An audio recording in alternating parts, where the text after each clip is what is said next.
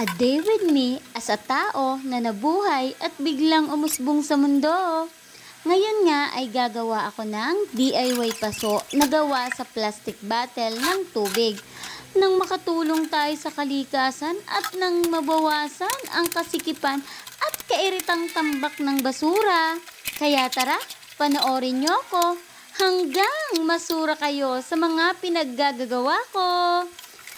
By the way pala, salamat kay Ginang Michelle Gutierrez sa nagbigay nitong maraming plastic bottle.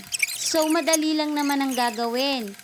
Huwag nating pahirapan ang mga sarili natin. Simplihan lang, ganyan. O, diba? Tapos na agad?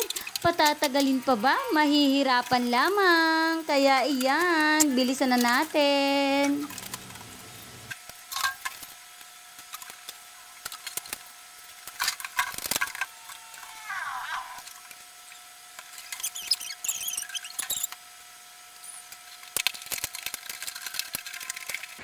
Oh, ito na yon. Kita nyo ba to? Yan, tapos na agad. O, di ba? Para ka nang may baso.